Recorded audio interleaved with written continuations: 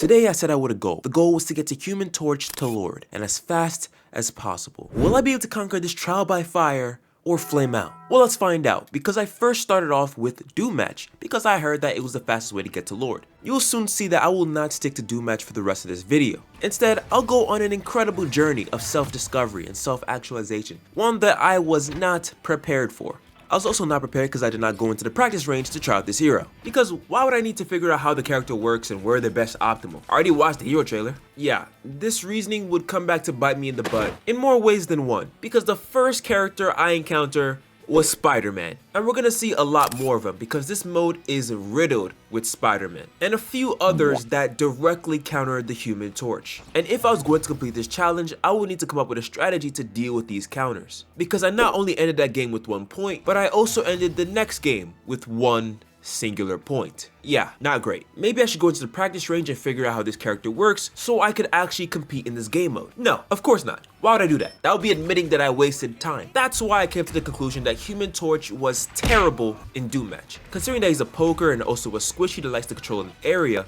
I figured with 11 other players running around in a large map, you would very easily and very frequently find yourself in a position where you'd have multiple eyes looking at you at the same time. Coupled with the fact you're only going to see self-sufficient duelists in this mode, I thought it'd be best to primarily use Quick Match for Human Torch. But after about 5 or 6 hours of Quick Match, I was able to get a general idea of how Human Torch is meant to be played. Not as high as Iron Man, but not as low as Storm, operating in that close to mid-range. But it's confused me because he's a flyer and he has 250 HP, which means he's a squishy. So why would he have a shotgun, close range type of weapon, and has little to no mobility? Because this is nothing. And it was specifically why I never used his diving strike, because when I did, I often died. If I didn't secure the kill or his teammate backed him up, I'd be a sitting duck. But that didn't stop me because over the next 5 hours, I had some really great games with Human Torch and even got MVP a couple times. But when I checked my progress, I was kind of scratching my head as to why it wasn't more. See, I was getting some really good games, but they just weren't counting towards my stats. And that's when I realized that although I had incredible games dropping 30 kills,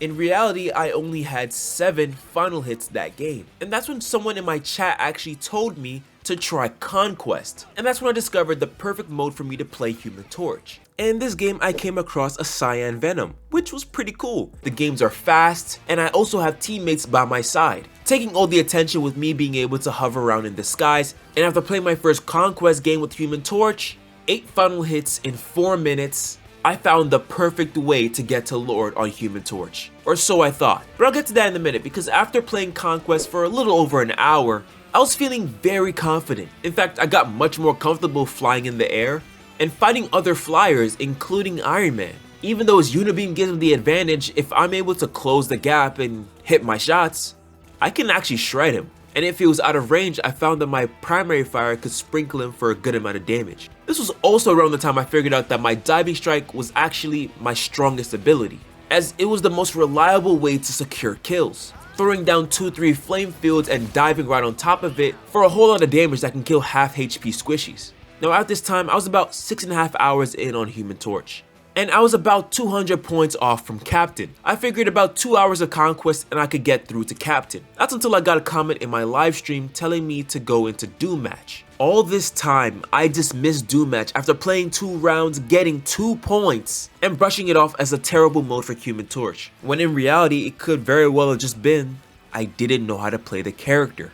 And so because I skipped out on going into the practice range, those 2 games ended up costing me hours. Because after playing that game of Doom Match, I did pretty well, scoring top 6. But I had noticed that the game had incorrectly counted my final hits. And that's when I realized Doom Match counts kills as final hits, whereas in any other game mode they're counted separately. And this was the final nail in the coffin. This confirmed that I had wasted 6 hours playing Human Torch in Quick Match, in Conquest, just because I wanted to avoid the fact that I was terrible in my first 2 games of Doom Match with the character. And I even went in depth looking at how many final hits I had in Conquest and comparing that to how many kills I had in Doom Match, but it didn't matter because the numbers don't lie. But this was only half the journey, because now I need to come up with a strategy to survive as Human Torch in Doom Match, a strategy to mitigate deaths and minimize tilt, and it was all thanks to this portal. This is the only portal that's in the sky, meaning no other player could get to it unless they're a flyer or have some form of mobility. And so my plan was to stay by this portal no matter what. And if I ever got stuck by Spider-Man, my plan was to dive through the portal to get out of his range. Now, this strategy wasn't perfect, with some of them even camping the portal waiting for me to come back or chasing me right through it. But regardless, the more time that I was alive meant the more time that I had to do damage. And over time, I got much more confident with my ability to 1v1 flyers. Not perfect,